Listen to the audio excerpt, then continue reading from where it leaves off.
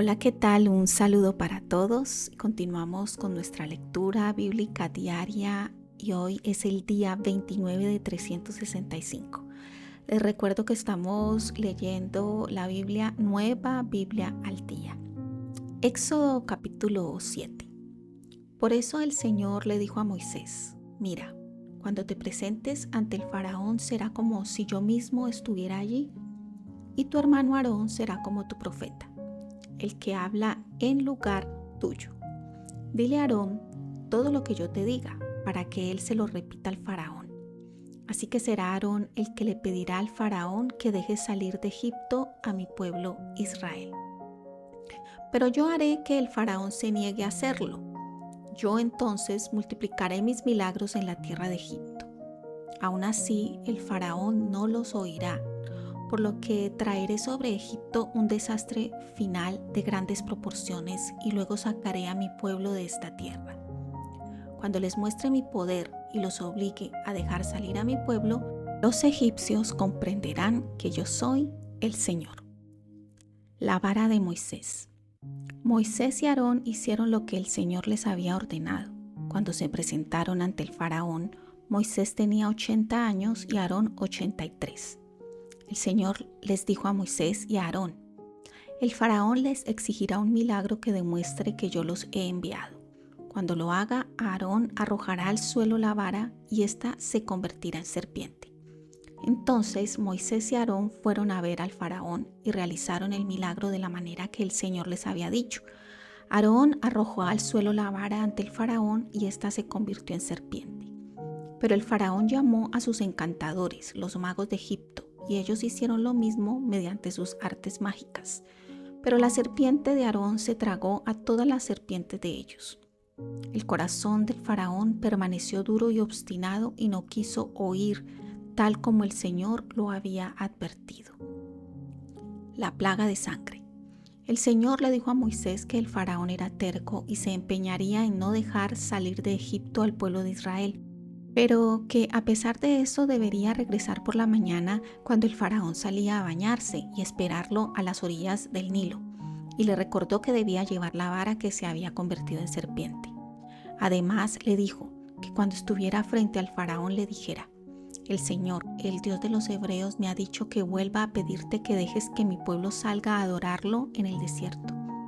Como no quisiste oír antes, ahora el Señor te dice lo siguiente: vas a saber que yo soy el Señor, porque le he dado orden a Moisés de tocar el agua del Nilo con su vara, y el río se transformará en sangre.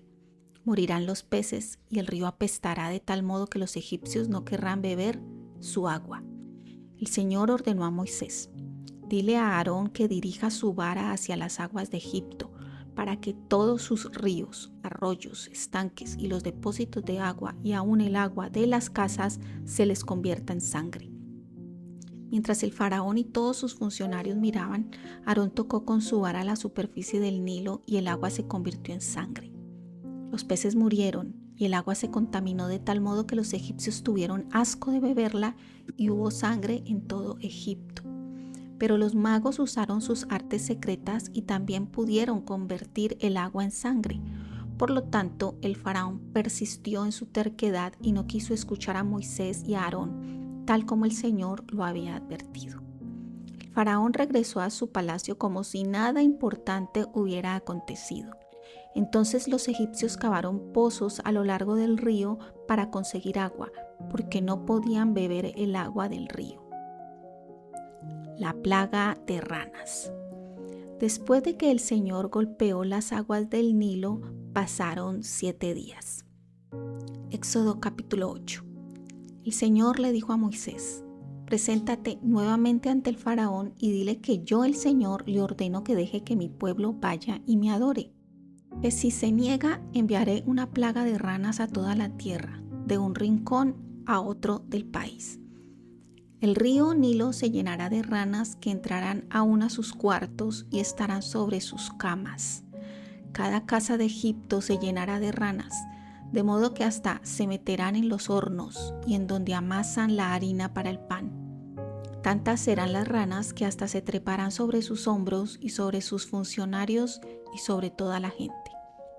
El Señor le dijo a Moisés: dile a Aarón que dirija la vara hacia los ríos, arroyos y fuentes de Egipto para que haya ranas por todas partes. Aarón lo hizo, y las ranas cubrieron la nación. Pero los magos, usando sus artes secretas, también hicieron salir ranas por todo Egipto. El faraón llamó a Moisés y a Aarón y les dijo: rueguen al Señor que quite las ranas y yo dejaré que su pueblo salga a ofrecerle sacrificio. Muy bien, le dijo Moisés, solamente dime cuándo quieres que ore al Señor por ti, por tus funcionarios y por todo el pueblo. Al hacerlo, las ranas se irán de sus casas y solo estarán en el río. Mañana mismo, respondió el faraón. De acuerdo, dijo Moisés, será como has dicho. Así sabrás que no hay nadie como el Señor, nuestro Dios. Te aseguro que las ranas ya no serán una molestia, pues saldrán de tu casa, de las casas de tus oficiales y de las de todo el pueblo, y solo quedarán las que están en el río. Moisés y Aarón salieron de la presencia del faraón y Moisés rogó al Señor que quitara las ranas que había enviado. Y el Señor hizo lo que Moisés le pidió. Entonces murieron todas las ranas que estaban en las casas, en las granjas y en el campo. La gente recogía todas las ranas muertas y las amontonaba. En todo el país se sentía la peste de las ranas muertas. Pero cuando el faraón vio que se habían acabado las ranas, endureció su corazón y, tal como el Señor lo había advertido, no hizo caso a la petición que le habían hecho Moisés y Aarón. La plaga de mosquitos. El Señor le dijo a Moisés: dile a Aarón que golpee el polvo con su vara para que todo el país se llene de mosquitos. Moisés y Aarón hicieron lo que Dios les mandó. Tan pronto Aarón tocó el suelo con su vara, los mosquitos salieron de la tierra y picaban a hombres y animales. Todo el polvo que había en Egipto se convirtió en mosquitos. Los magos trataron de hacer lo mismo con sus artes secretas, pero esta vez fracasaron. Los mosquitos seguían picando a hombres y animales. No hay la menor duda de que esto es obra de Dios, exclamaron ante el faraón. Pero el faraón persistió en su terquedad y no quiso oírlos, tal como el Señor lo había advertido. La plaga de tábanos. Luego el Señor le dijo a Moisés: levántate temprano y sal al encuentro del faraón cuando vaya a bañarse al río, y dile que yo, el Señor, le ordeno que deje que mi pueblo vaya y me adore. Que si se niega, enviaré plagas de tábanos por todo Egipto, de modo que todas las casas se llenarán de ellos. Hasta el piso se cubrirá de tábanos. Pero que en la tierra de Gosén, donde viven los israelitas, no habrá tábanos. Que de este modo sabrá que yo soy el Señor Dios de toda la tierra, que haré distinción entre mi pueblo y su pueblo. Dile que todo esto ocurrirá mañana. Y el Señor hizo lo que había dicho. De modo que hubo una terrible plaga de tábanos en el palacio del faraón y en la casa de cada egipcio. El faraón inmediatamente llamó a Moisés y a Aarón y les dijo: está bien, vayan y ofrézcanle sacrificios a su Dios, pero háganlo aquí en Egipto, no vayan al desierto. Pero Moisés replicó: imposible, los sacrificios al Señor nuestro Dios no son aprobados por los egipcios, y si lo hacemos aquí delante de sus ojos, nos apedrearán. Tenemos que ir al desierto a 3 días de camino, a ofrecer allí nuestros sacrificios al Señor nuestro Dios, tal como Él nos lo ha ordenado. Está bien, vayan, respondió el faraón, pero no se vayan demasiado lejos. Ahora dense prisa y oren por mí. Sí, dijo Moisés. Le pediré al Señor que haga desaparecer los tábanos, pero te advierto que no debes engañarnos más prometiendo que el pueblo saldrá y cambiando luego de parecer. Moisés salió de la presencia del faraón y le pidió a Dios que librara al país de los tábanos. El Señor hizo lo que Moisés le pidió, de modo que los tábanos desaparecieron por completo de la casa del faraón y de las casas de sus funcionarios y del pueblo en general. Pero el faraón endureció su corazón nuevamente y no permitió que el pueblo fuera a adorar al Señor. Salmos capítulo 17, versos del 1 al 5. Oración de David. Oh Señor, oye mi ruego para que se haga justicia. Escucha mi clamor para obtener ayuda. Presta oído a mi oración porque sale de un corazón sincero. Presta oído a mi angustioso clamor. Declara mi inocencia, Señor, pues tú conoces a los justos. Has probado mis pensamientos. Aún de noche has examinado mi corazón. Has buscado dentro de mí sin hallar nada incorrecto y sabes que he dicho la verdad. He cumplido tus mandatos y no he imitado a los hombres crueles y perversos. Mis pasos no se han desviado de tus sendas. No he dudado en seguirte. Proverbios capítulo 5 versos 15 al 20. Disfruta del amor, pero solo con tu esposa. Tu amor y fidelidad le corresponden solo a ella. Jamás se los entregues a otra. Recuerda que el goce del matrimonio solo le pertenece a los dos y nadie debe inmiscuirse en él. Bendita sea tu esposa, la mujer de tu juventud. Ella es una gacela amorosa y agradable. Que sus pechos te dejen siempre satisfecho, que su amor siempre te cautive. Hijo mío, no te enredes con la mujer infiel. Aléjate de sus caricias. Mateo capítulo 19. El divorcio. Tras pronunciar estas palabras, salió Jesús de Galilea y llegó a la región de Judea que está al este del Jordán. Multitudes lo seguían y Jesús sanaba a los enfermos. Varios fariseos en una entrevista trataron de hacerlo caer en la trampa de decir algo que luego ellos pudieran utilizar contra él. ¿Apruebas el divorcio?, le preguntaron. ¿Y ustedes no leen las Escrituras?, les respondió. En ellas está escrito que al principio Dios creó al hombre y a la mujer, y que el hombre debe abandonar al padre y a la madre para unirse a su esposa. Los dos serán uno, no dos, y ningún hombre debe separar lo que Dios juntó. Entonces, ¿por qué dice Moisés que uno puede romper los lazos matrimoniales con su esposa siempre y cuando le dé una carta de divorcio?, le preguntaron. Y él les replicó: Moisés se vio obligado a reglamentar el divorcio por la dureza y la perversidad de su pueblo, pero Dios nunca ha querido que sea así.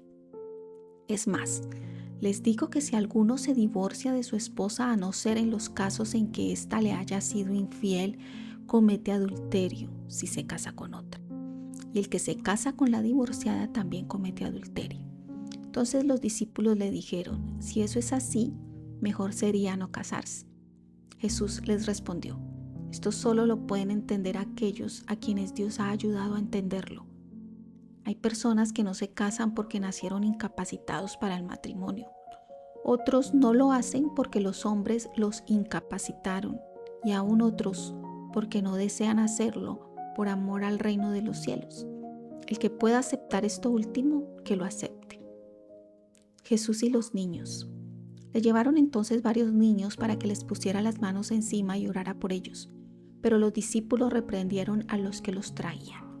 No molesten al maestro, les dijeron. No, intervino Jesús. No impidan que los niños vengan a mí, porque de ellos es el reino de los cielos. Entonces les puso las manos encima a los niños y los bendijo. Luego se fue de allí. El joven rico. Cierto día alguien le preguntó: Buen maestro, ¿qué bien haré para obtener la vida eterna? ¿Por qué me llamas bueno?, le contestó Jesús. El único bueno es Dios, pero déjame contestarte. Si quieres obtener la vida, guarda los mandamientos. ¿Cuáles? Jesús le dijo: no matarás, no cometerás adulterio, no robarás, no mentirás, honra a tu padre y a tu madre y ama a tu prójimo con la misma sinceridad con que te amas a ti mismo. Yo siempre he obedecido esos mandamientos, respondió el joven. ¿Qué más tengo que hacer? Si quieres ser perfecto, le dijo Jesús, ve, vende todo lo que tienes y dales el dinero a los pobres.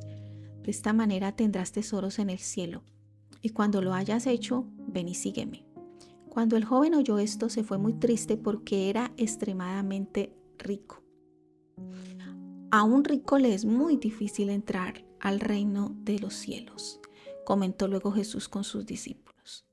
Le es más fácil a un camello entrar por el ojo de una aguja que a un rico entrar al reino de Dios.